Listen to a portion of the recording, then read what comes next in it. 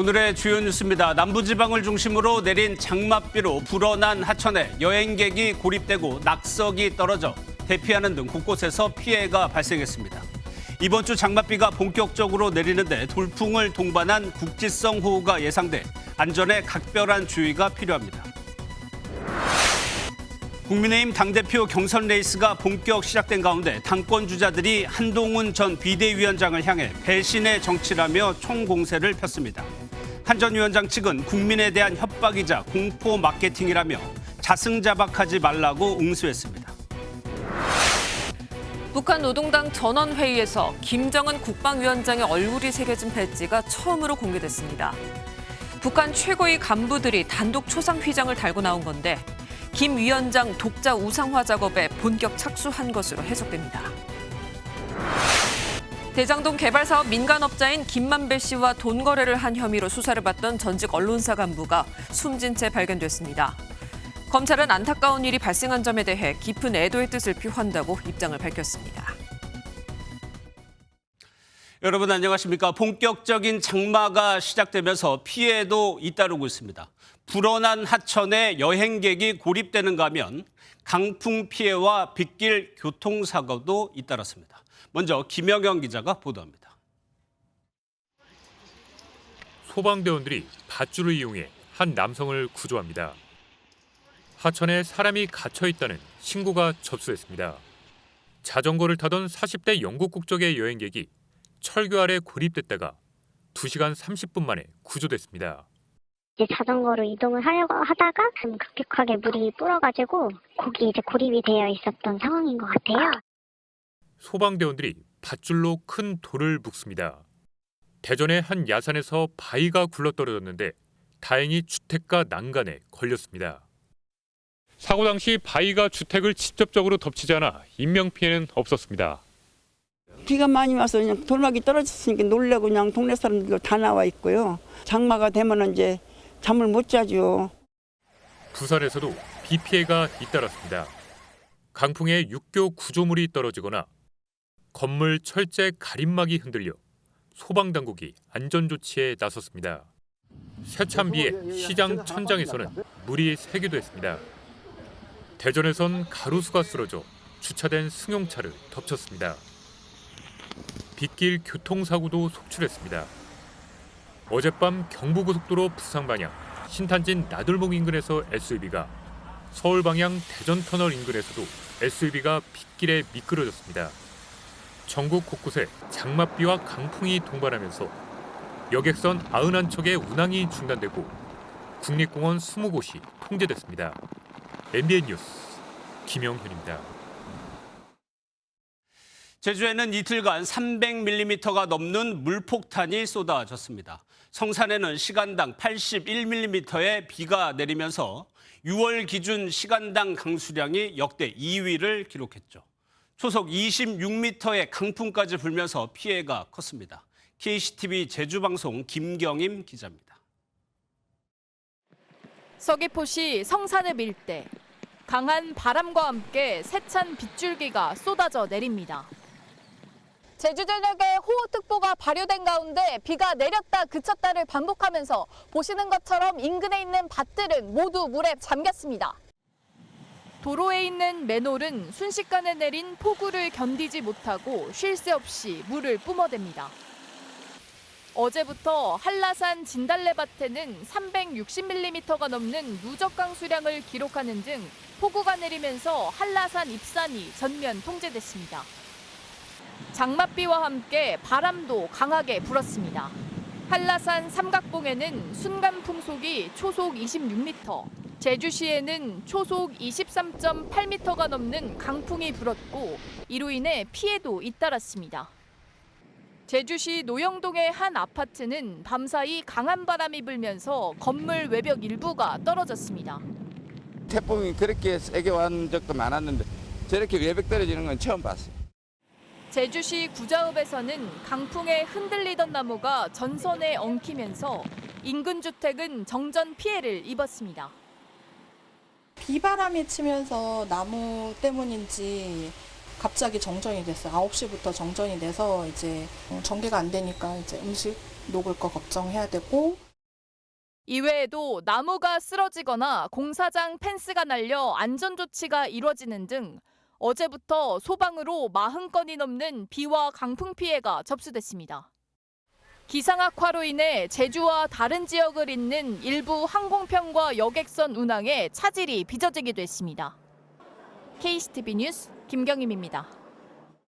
오늘은 비가 잠시 주춤했지만 이번 주부터 전국에 본격적인 장맛비가 내립니다. 특히 돌풍을 동반한 국지성 호우가 예상돼 안전에 각별히 유의해야 합니다. 이어서 안병수 기자입니다. 저기압에 동반된 비구름이 약해지자 수도권 장마는 일단 소강 상태를 보였습니다. 날은 흐려도 가벼운 차림으로 산책을 나온 주민들은 언제 쏟아질지 모르는 비에 불안하기만 합니다. 비로 인해서 뭐가 파손되고 뭐 이런 것 때문에 비 많이 온다고 뭐 걱정은 되죠. 위험한 거 없나, 또 뭐 새는 곳은 없나, 이런 거 아무래도 좀 둘러보게 되죠. 보시다시피 빗물이 1.5m 가까이 차올랐던 서울 도림천은 물이 많이 빠진 모습입니다. 하지만 앞으로의 침수 피해 우려는 여전합니다. 정체 전선의 영향으로 장맛비는 이번 주에 본격적으로 내릴 전망입니다. 내일도 남부지방과 제주는 비가 거셉니다. 남해에 머물던 전선이 서쪽의 저기압과 만나 북상하면 모레는 전국적으로 물폭탄이 쏟아질 걸로 관측됩니다.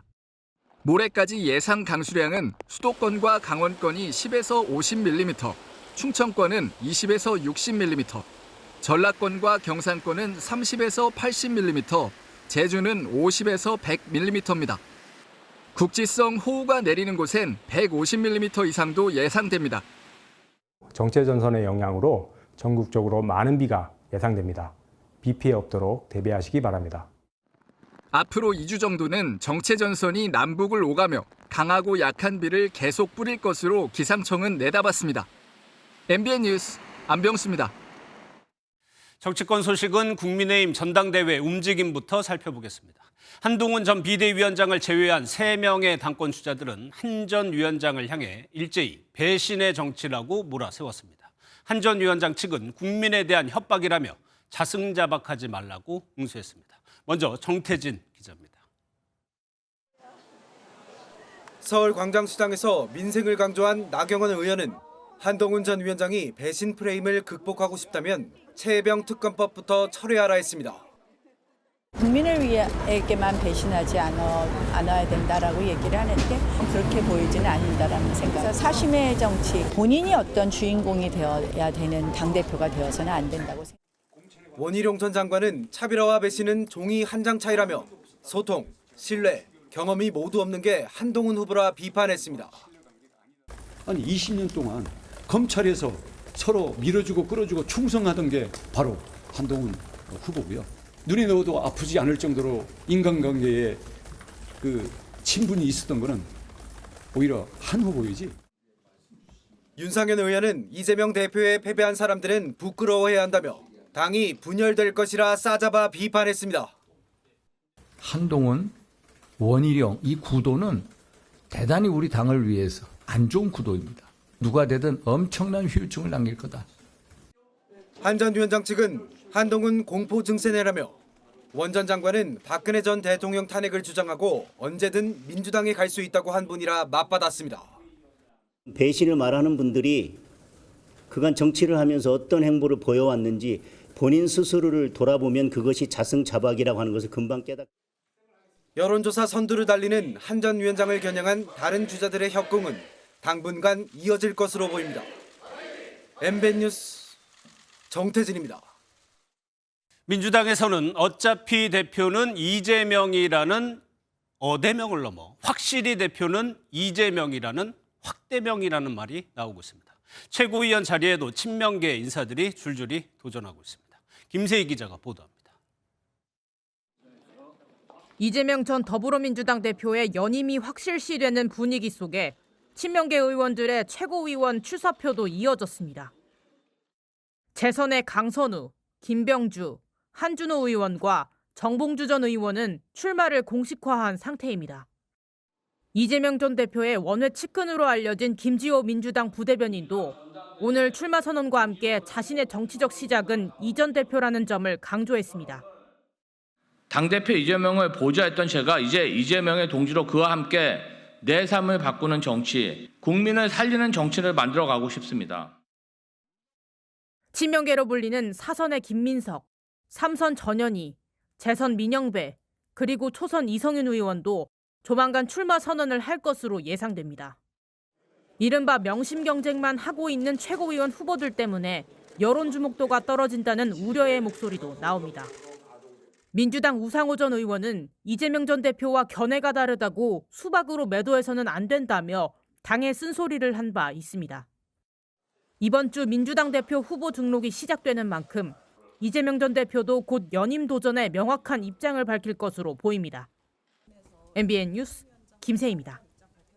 국회는 이번 주 극한 대치를 예고하고 있습니다. 야당은 최혜병 특검법과 김홍일 방통위원장 탄핵안을 통과시키겠다고 벼르고 있고 여당은 브레이크 없는 입법 폭주라고 반발하고 있습니다. 이기종 기자입니다. 지난 21일 밤 야당은 법사위에서 최혜병 특검법을 단독으로 통과시켰습니다. 가결되었음을 선포합니다. 더불어민주당은 임시국회가 끝나는 다음 달 4일 전에 본회의에서 특검법을 통과시킬 방침입니다. 야당 단독의 국정조사 추진도 예고했습니다. 해병대원 특검법을 수용하십시오. 또 거부한다면 그건 자백입니다. 거부권이 부도덕한 정권의 가림막이 되어줄 수 없습니다. 민주당은 방송 3법과 방통위법 개정안 처리, 김홍일 방송통신위원장에 대한 탄핵 소추안 의결에도 속도를 내고 있습니다. 방통위가 공영방송 3사 2사 선임 계획을 도둑 처리해 방송 장악에 나섰다며 법안 처리를 압박했습니다. 다음 달 2일 김 위원장 탄핵안이 본회의에 보고되면 24시간 이후인 3일 또는 4일 표결이 가능합니다. 우원식 국회의장이 민주당 뜻대로 안건 상정 시기를 정할지가 변수입니다. 국민의힘은 민주당이 이재명 대표 방탄에 몰입해 의회 민주주의 기본을 망각했다고 지적했습니다. 합의와 수기 과정을 무시한 일방적 법안 처리, 탄핵 협박은 반드시 국민 지탄과 역풍을 불러올 것입니다. 국민의힘은 야당이 거부권을 쓸 수밖에 없는 법안을 밀어붙이고 있다며 야당의 입법 폭주라는 여론전에 주력할 계획입니다. MBN 뉴스 이기종입니다. 오고 가는 언제 매일 여의도는 전쟁 중 talk to me. 오늘은 국회 출입하는 서영수 기자 나와 있습니다. 어서 오세요. 예, 첫 번째 소식은 사진을 보도록 하겠습니다. 한동훈 전 위원장인데 옆에 누구랑 같이 사진을 찍었는데 누구죠? 네, 영화 설국열차와 옥자로 국내에도 유명한 헐리우드 배우 틸다 스윈튼입니다. 예. 한 전 비대위원장이 개인 인스타그램을 계정을 개설하면서 틸다 스윈튼과 찍은 사진을 공개한 건데요. 한 전 위원장은 꽤 오래전에 이태원을 지나다가 우연히 만나 함께 사진을 찍었다 이렇게 설명을 했습니다. 예, 한 전 위원장이 이 사진 말고도 다른 사진도 올렸다고 하던데 어떤 사진들이었습니까? 네, 한 전 비대위원장이 키우는 반려묘 사진이나 총선이 끝나고 동료들에게 선물 받은 케이크 사진이 올라왔습니다. 그동안 사적인 모습을 잘 드러내지 않았던 한 전 비대위원장이 이렇게 소소한 일상을 공개하면서 지지층과 소통에 나섰다는 해석이 나오는데요. 계정이 만들어진 지 하루 만에 팔로워도 7,000명가량 생겼습니다. 예, 원희룡 전 장관 같은 경우는 한 전 비대위원장과 연일 각을 세웠는데 이번에는 민주당 인사를 비판했다면서요. 네, 바로 김진표 전 국회의장을 향해서 강한 비판을 했습니다. 예. 김 전 의장이 자신의 회고록에 윤석열 대통령이 이태원 참사가 조작됐을 가능성을 언급했다고 쓴 것에 대해서 정치적 패륜, 책 팔기 마케팅이라고 강도 높게 비판했습니다. 이재명 대표 민주당의 이 대통령과 국민들 그리고 대통령과 여당의 어떤 이 분열 어떤 계략에 자기도 기여를 하려는 결국은 이재명식 정치꾼에 불과하구나. 네, 김 전 의장이 어제 유감의 뜻을 밝히면서 이번 논란이 더 커지는 것을 수습하고 나섰는데 파장이 쉽게 가라앉지는 않는 모습입니다. 예, 그러면 유감을 밝혔는데 민주당 입장은 어떻습니까? 네, 민주당은 여전히 윤 대통령이 직접 입장을 밝히라 이런 입장입니다. 오늘도 윤 대통령을 향해 유가족에게 사과하라며 공세를 이어갔는데요. 국민의힘을 향해서도 이태원 참사 특별조사위원회의 구성을 촉구했습니다. 도대체 얼마나 많은 국정 운영에 극우 유튜버의 주장과 음모론이 스며들어 있는 겁니까? 이렇게 공세 수위가 높아지다 보니까 대통령실에서는 정진석 비서실장이 직접 나섰어요. 네, 오늘 고위당정 협의회에 참석한 정진석 비서실장이 민주당을 향해서 작심 발언을 쏟아냈습니다. 직접 들어보시겠습니다. 국회법과 관례를 무시하며 편법 운영하는 그런 사례가 끊이지 않고 있습니다. 심지어 제복 입은 군인들과 장관을 겁박하고 모욕 주는 일까지 버젓이 계속되고 있습니다. 최근 야당 단독으로 쟁점 법안이 강행 처리된 것과 입법청문회에서 야당 의원들이 임성근 전 해병대 사단장과 박성재 법무부 장관 등을 상대로 강하게 압박한 것을 지적한 것으로 보입니다. 그런데 정진석 실장은 내일 국회에서 열리는 운영위에 참석을 해야 되죠. 네, 내일 국회 운영위 현안 질의에는 정진석 비서실장과 성태윤 정책실장 등 대통령실 핵심 참모들이 대거 참석할 것으로 예상됩니다. 22대 국회 출범 이후 대통령실 참모들과 야당 의원들이 공식 대면하는 건 이번이 처음인데요. 5선 의원 출신인 정진석 비서실장의 데뷔전이기도 한데 전투력 높은 의원들을 운영위에 집중 배치한 거대 야당의 공세를 어떻게 방어할지 관심이 쏠립니다. 그런데 운영위 말고도 이번 주에 굵직한 국회 일정들이 많아요. 네, 민주당은 내일 운영위를 시작으로 모레부터 사흘간 진행되는 대정부 질문에서 정부 여당을 향한 총공세를 쏟아낸다는 계획입니다. 앞서 리포트에서 보신 것처럼 민주당이 같은 기간 열리는 본회의에서 쟁점 법안들과 김홍일 방통위원장 탄핵안 처리도 노리고 있어서 여야 충돌이 최고조로 치닫을 것으로 보입니다. 알겠습니다. 지금까지 서영수 기자였습니다. 다음 소식입니다. 북한 주민들이 그동안 필수로 착용해왔던 배지를 보고 계십니다. 김일성, 김정일 초상화가 그려져 있었는데 어제 김정은 단독 배지가 공식 석상에 처음으로 등장했습니다. 전원회의에 참석한 당 간부들 옷깃마다 달려 있었는데요. 머지않아 일반 주민들도 김정은 배지를 달 것으로 보입니다. 강진우 기자가 전해드립니다. 리철만 내각 부총리가 김정은 국방위원장의 얼굴이 새겨진 배지를 달고 등장했습니다. 김일성, 김정일 부자만 새겨진 기존 배지에서 김정은 사진만 단독으로 있는 배지로 교체한 겁니다. 배지에 새겨진 김정은 초상 휘장은 2012년 제작된 것으로 알려졌습니다. 이틀째인 노동당 10차 전원회의의 모습을 오늘 북한 조선중앙통신이 공개한 것으로 북한 주민들이 보는 노동신문에도 같은 사진이 실렸습니다. 선대보다 더 젊은 나이에 초상 휘장을 받게 된 건데 독자 우상화의 신호탄임을 알 수 있습니다. 김정은 위원장은 아마 이 핵무력에 토대해가지고 정치, 경제, 군사, 외교, 안보 전 분야에 있어서 선대인 김일성 주석, 김정일 위원장의 수령이라는 반열에 변극했다. 북한에서는 고위층은 물론 일반 주민들도 최고 지도자의 얼굴이 들어간 배지를 착용해야 합니다. 조만간 일반에도 김정은 위원장의 초상 휘장이 대대적으로 보급될 것으로 보입니다. 또 동상 같은 대형 조형물을 만들고 당규약과 헌법 등의 김 위원장에 대한 우상화 기조를 반영할 가능성도 커졌습니다. 결국 김 위원장을 위한 유일 영도 체제가 본격적인 우상화 작업으로 시작됐다는 분석입니다. MBN 뉴스 강진우입니다. 대장동 개발 사업 민간업자인 김만배 씨와 돈 거래를 한 혐의로 검찰의 수사를 받고 있던 전직 언론사 간부가 숨진 채 발견됐습니다.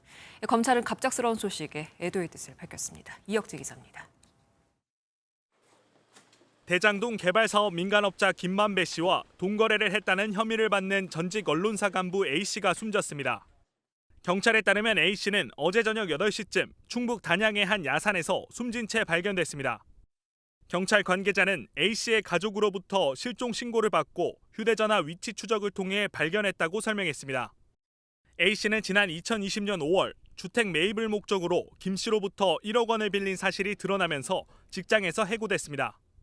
검찰은 A 씨가 김 씨로부터 돈을 빌린 뒤 대장동 일당에게 유리한 기사를 작성해달라는 등의 청탁도 함께 받았는지를 수사해왔습니다. 지난 4월 검찰은 A씨의 주거지를 압수수색했고 이번 달에만 지난 27일을 포함해 3차례 A씨를 소환 조사했습니다. 검찰 조사에서 A씨는 자신의 혐의를 부인해온 것으로 알려졌습니다. A씨는 평소 김씨로부터 돈을 빌린 사실이 청탁을 받은 것으로 여겨져 힘들어한 것으로 전해졌고 A씨 변호인 측은 검찰의 강압적인 수사는 없었다고 설명했습니다. 검찰은 안타까운 일이 발생한 점에 대해 수사팀은 깊은 애도의 뜻을 표한다고 밝혔습니다. A씨가 숨지면서 검찰은 사건을 공소권 없음으로 종결할 전망입니다. MBN 뉴스 이혁재입니다. 서울의 한 병원 앞에서 처음 본 남성에게 흉기를 휘두른 50대 여성이 붙잡혔습니다. 남성이 자신의 제안을 거절한 것이 범행 이유였는데 심동욱 기자가 단독 보도합니다. 서울 강동구의 한 병원 앞입니다. 어제 오후 5시 45분쯤 흉기를 든 50대 여성 A씨와 환자복을 입은 60대 남성 B씨가 대치 중인 장면이 목격됐습니다. B씨는 당시 흉기에 어깨를 다친 상태였던 것으로 전해졌습니다. 이렇게 앉아있다가 여기서 일러버린 살이 찔렸으니 목을 눌렀죠. A씨는 일면식도 없던 B씨에게 접근한 뒤 담배를 달라고 요구한 것으로 전해졌습니다.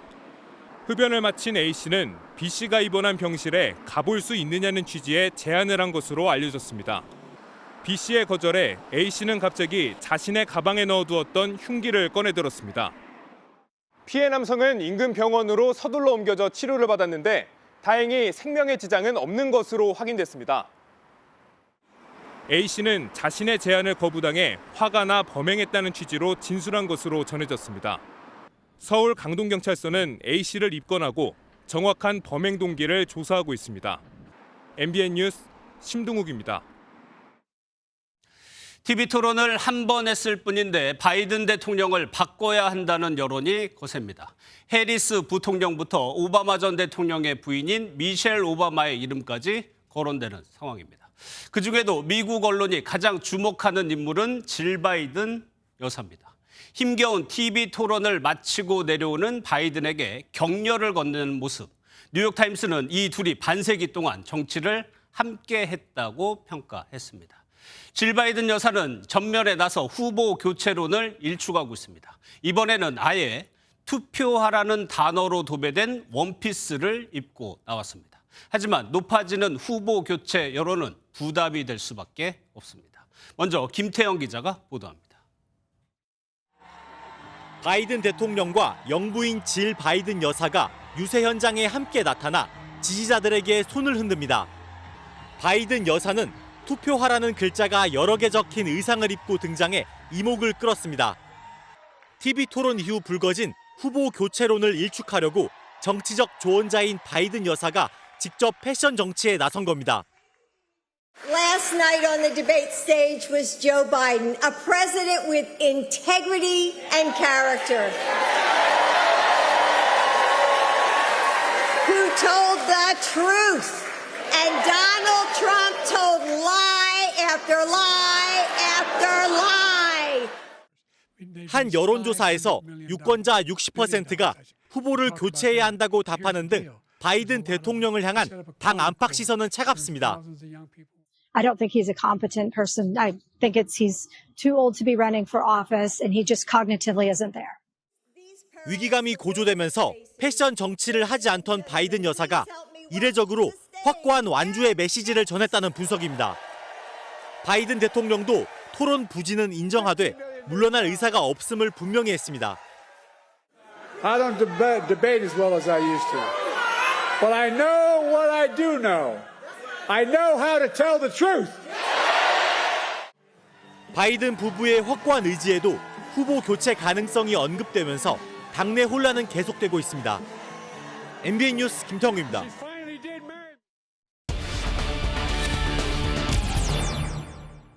대선을 불과 넉 달 남겨놓은 시점에서 그것도 현직 대통령인 후보를 바꾸자는 아주 이례적인 상황이 벌어지고 있습니다. 국제부 최희지 기자와 더 살펴보도록 하겠습니다. 어서 오세요. 예, 최 기자 먼저요. 미국에서 질 바이든 여사의 역할을 계속 언급하고 있습니다. 그만큼 영향력이 있다는 얘기겠죠.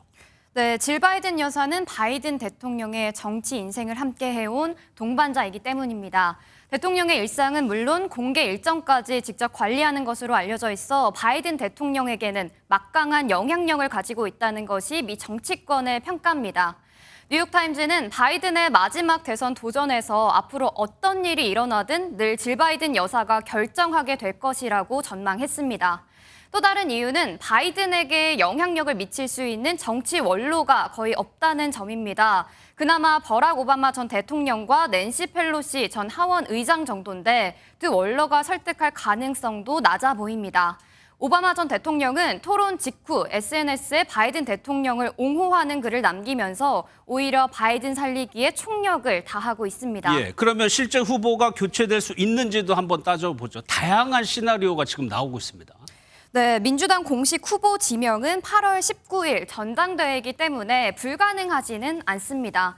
가장 쉬운 방법은 바이든 대통령 스스로가 후보직에서 사퇴하는 방법입니다. 하지만 앞서 보셨다시피 바이든 대통령 부부가 강하게 완주 의사를 피력하고 있기 때문에 현재로서는 가능성이 낮습니다. 바이든 대통령이 포기하지 않는다면 8월 전당대회에서 4천 명에 달하는 대의원들이 예비 선거와는 다른 선택을 해야 합니다. 대의원 과반이 다른 후보가 낫다고 결정하는 방법인데 아직 민주당에서는 공개적으로 내가 나서겠다고 말하는 인물은 없습니다. 그럼에도 불구하고 언론이나 당 안팎에서는 다른 후보가 대안으로 지금 거론이 되고 있어요. 네, 먼저 바이든 대통령의 러닝메이트죠. 해리스 부통령이 관심을 받고 있습니다. 물론 해리스 부통령 공식적으로 바이든 대통령이 도덕적이고 유능한 대통령이라는 점을 강조하고 있습니다. We all know, let's not forget, he beat Donald Trump once. And in Nevada, with your help, we're going to do it again. 하지만 워싱턴 포스트는 해리스 부통령이 딜레마에 빠져 있다고 보도했습니다. 해리스 부통령 측은 내심 바이든의 대타로 집중 조명되기를 기대하고 있지만 부통령으로서 바이든을 옹호할 수밖에 없는 처지에 있다고 분석했습니다. 예, 이 상황을 바라보는 트럼프 전 대통령이나 캠프 측은 당연히 분위기가 좋겠죠. 그런데 이 상황이 유리하지만은 않다. 이런 전망도 나왔어요. 네, 사실 TV토론 직후에는 트럼프 전 대통령과 공화당 그야말로 축제 분위기였습니다. 거의 승리를 확실시하며 자신만만한 태도 보였는데요. This is an overwhelming win on the debate stage, but most importantly, President Trump is focused on not only winning this November, but bringing success to the American people, returning. 하지만 지금 상황이 트럼프에게도 결코 호재가 아니라는 주장이 나왔습니다. 트럼프의 공화당 경선 경쟁자였죠. 니키 헤일리 전 주지사가 경고를 한 건데요. 만약 바이든 대통령이 젊은 후보로 교체된다면 트럼프 진영에 도움이 되지 않을 것이라고 일침을 날린 겁니다. 민주당이 승리를 위해 더 젊고 검증받은 사람을 데려올 것이고 공화당이 이를 준비하고 대비를 해야 한다고 주장했습니다. 알겠습니다. 잘 들었습니다. 최희지 기자였습니다. 화성 아리셀 화재 희생자 23명 가운데 1명의 장례 절차가 모두 마무리됐습니다. 하지만 다른 유가족들은 장례 대신에 외국어로 쓴 손팻말을 들고 공장 측의 사죄와 또 사고 진상을 밝혀달라고 요구했습니다. 강서영 기자입니다. 화성 아리셀 화재 희생자 유가족들이 직접 눌러 쓴 손팻말을 들고 분향소 앞에 섰습니다. 한국어와 중국어, 언어는 다르지만 진실된 사죄와 진상 규명을 요구하는 뜻은 같습니다. 제대로 사죄하고 제대로 조사하라. 기자회견에 나선 유족들은 아리셀 측이 사과에 앞서 대형 로펌부터 선임했다며 분통을 터뜨렸습니다. 저기 지나갈 때 유족들 만나서 우연히 무릎 꿇고 사과했어요. 여기 있는 분들 그 어떤 누구도 사죄받지 않았습니다. 구체적으로 정부와 아리셀이 유족 개개인이 아닌 협의회를 거쳐 소통할 것과 유족 측 전문가를 진상조사에 참여시켜 그 결과도 투명하게 공개할 것을 요구했습니다. 일체 어떠한 얘기들이 없습니다. 그런 부분들이 되짓기 전에는 저희는 장례를 치를 생각이 아니고요. 참사 일주일째인 오늘까지도 합동분향소에는 영정사진이 걸리지 않은 채 조문객들이 오가고 있습니다. 정부는 전담 공무원을 유가족과 연결해 법률 지원과 이동 편의 등을 밀착 지원하는 등 가능한 모든 정책 대안을 고민하고 있다고 밝혔습니다. MBN 뉴스 강서영입니다. 건물마다 카페가 꼭 하나씩 있는 나라, 그야말로 커피 공화국이 바로 우리나라죠. 수치상으로도 나타났습니다. 저가형 커피 매장이 크게 늘면서 전국의 커피 전문점 수가 10만 개를 넘은 것으로 확인됐습니다. 정혜린 기자입니다. 길을 지나가는 사람들 손에 저마다 커피가 들려 있습니다. 사람들은 일주일에 커피 전문점을 얼마나 자주 갈까? 거의 매일 가는 것 같은데요. 주로 가족이나 친구들이랑 가면 얘기도 하고. 많게는 4번까지 좀 가는 것 같아요. 과제나 공부하러도 많이. 방문 횟수는 제각각 다르지만 다양한 이유로 커피 전문점을 찾으며 그 숫자가 크게 늘고 있습니다. 커피 전문점은 1999년 스타벅스가 첫 매장을 연 뒤 대중화됐습니다. 2022년 말 기준 10만 개를 넘어섰는데 6년 만에 2배 이상 급속도로 늘어난 겁니다. 고물가에 지갑이 얇아지면서 아메리카노가 1,500원 안팎인 저가형 커피 전문점도 크게 늘었는데 3대 저가 커피 브랜드의 가맹점 수는 7,000개를 넘어섰습니다. 아무래도 요즘에 좀 저가형 커피가 좀 맛있고 괜찮아졌기 때문에 자연스럽게 서비스와 가격 경쟁도 치열해지고 있습니다. 공급 초과다라는 얘기를 많이 하고 있거든요. 소규모 창업을 할 수 있는 아이템이 별로 없는데 누구나가 할 수 있는 그런 특성이 있는 업종이다 보니까 국내 1인당 연간 커피 소비량은 약 400잔으로 추정되는 가운데 커피 업계의 성장은 당분간 이어질 것으로 보입니다. MBN 뉴스 정예린입니다. 그룹 안팎으로 위기에 몰린 SK그룹이 계열사 몸집을 줄여서 재원을 마련하고 AI와 반도체에 집중 투자하기로 결정했습니다. SK 최고 경영진들이 1박 2일간 끝장 토론을 한 뒤에 나온 결론입니다. 김정민 기자입니다. 매년 열리던 SK 경영전략회의. 그룹 안팎의 위기감이 고조된 올해는 그룹 수뇌부와 주요 계열사 CEO 20여 명이 참석한 가운데 이례적으로 1박 2일 동안 진행됐습니다. 현재 미국 출장 중으로 IT 업계 거물들과 연쇄회동한 최태원 회장은 화상으로 함께했습니다. 최 회장은 이 자리에서 현재 미국은 인공지능 관련 변화의 바람이 거세다며 서비스부터 인프라까지 인공지능 리더십을 강화해야 한다고 강조했습니다. SK하이닉스는 2028년까지 103조 원을 투자하기로 했는데 이 중 82조 원은 고대역폭 메모리 HBM 등 AI 관련 사업에 집중됩니다. 그룹 차원에서는 반도체위원회를 신설하기로 했습니다. 반도체 미세화가 상당히 어려워졌기 때문에 KPEX로 해결해야 되는 이런 어려운 문제에 계속 부딪히는 거죠. SK경영진은 수익성 개선과 사업구조 최적화 등을 통해 2026년까지 80조 원의 재원을 확보한다는 계획입니다. 특히 전체 계열사 수를 관리 가능한 범위로 조정하겠다고 밝힌 만큼 핵심 사업 위주로 그룹이 재편될 것으로 전망됩니다. 재무구조 개선을 통해서 AI 반도체 배터리에만 집중하겠다. 이런 게 이제 이번 회의 핵심인 것 같은데 SK그룹의 전략 방향 자체가 투자 중심의 그룹에서 다시 제조 기술 중심의 그룹으로 SK그룹은 계열사별 실천 사항을 공유하기로 하는 등 곧바로 후속 조치에 착수하기로 했습니다. MBN 뉴스 김종민입니다. 해외여행 떠나기 전에 환전을 하려다고 보면 이 수수료를 줄이려고 우대 쿠폰을 모으고 또 영업점 찾아서 산만리 하기도 하는데요. 이제 안 하셔도 되겠습니다. 카드 한 장이면 간편하게 해결이 된다는데 최은미 기자가 전해드립니다. 환전할 때 수수료를 90%까지 우대받을 수 있어 늘 북적이던 서울역 환전센터. 지금은 기념품 판매점과 편의점뿐 은행은 찾아볼 수 없습니다. 그럼 다들 어디서 환전하는 걸까? 여행객들을 직접 만나 물어봤습니다. 파리를 최근에 갔었는데 저는 환전을 해갖고 갔었거든요. 근데 다들 신용카드나 아니면 트래블 월렛 같은 거 많이 쓰셔서. 옛날에는 그냥 현금 가지고 공항에서 바꿨는데 요즘에는 은행 어플로 바로 환전할 수 있어가지고 수수료도 없고 일단 현금을 안 들고 다녀도 돼서. 앱을 통해 달러 등 해외 통화로 실시간 환전한 뒤 통장에 입금해두고 현지에서 체크카드로 결제하는 트래블카드가 인기를 끌고 있습니다. 달러, 엔화 등 주요국 통화 환전 수수료는 무료. 현금을 들고 다니지 않아도 되니 해외여행 필수 카드로 꼽힙니다. 카드 업계는 트래블 카드를 2030 미래 고객을 유치할 기회로 보고 출혈 경쟁도 불사하고 있습니다. 각종 수수료 면제는 기본이고 공항 라운지 무료 이용이나 캐시백 같은 부가 혜택도 줄줄이 내놨습니다. 상품 수익성보다는 젊은 고객들을 선점하고 확보하는 차원에서 미래 투자 개념으로 접근하고 있습니다.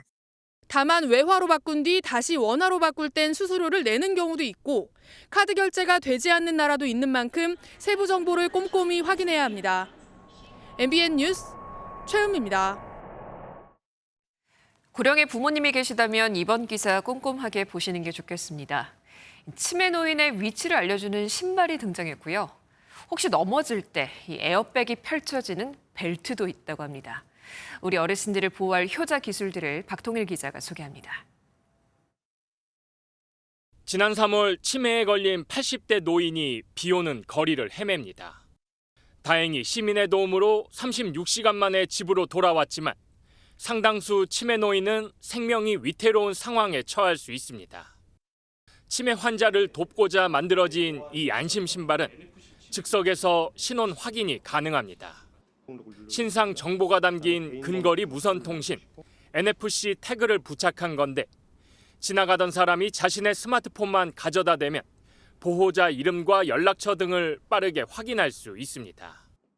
외출할 때 꼭 이렇게 하고 가는 건 뭘까라는 걸 추적하다 보니까 신발은 꼭 신고 간다라는 그런 이제 정보를 들었고요. 그럼 신발에 그 정보를 좀 담으면 되겠다 싶어서. 넘어지려는 순간 허리에 찬 벨트에서 공기 주머니가 튀어나옵니다. 벨트 내 고압가스가 분출되면서 낙상 발생 0.2초 만에 15리터 용량의 에어백이 펼쳐지는 겁니다. 내장된 센서는 가속도와 무게중심 변화 등을 분석해 97%의 정확도로 낙상을 예측합니다. 충격 흡수 성능을 갖다 평가를 하게 되는데요. 뚝 떨어져서 80에서 90%가 감소가 돼가지고요. 10에서 20% 정도의 충격력만 전달되는 걸로. 지난해 65세 이상 고령 인구는 905만 명으로 사상 최대를 기록했습니다. 2020년 72조 원 규모의 실버 산업 시장은 2030년이면 168조 원까지 성장해 실버테크가 대세로 자리 잡을 전망입니다. MBN 뉴스 박통일입니다. 현재 남부지방에 내리고 있는 비는 오늘 밤에 모두 그치겠습니다. 제주도에 10에서 50mm, 그 밖에 남부지방으로 많게는 40mm가 더 내리겠습니다. 내일은 이 정체전선이 더 남쪽으로 이동하면서 중부지방의 장마는 소강 상태에 든 가운데 무더위 속에 강한 소나기가 지나는 곳이 있겠습니다. 남부지방으로는 내일 새벽부터 다시 장맛비가 내릴 텐데요. 주로 남해안과 제주도를 중심으로 내리겠습니다.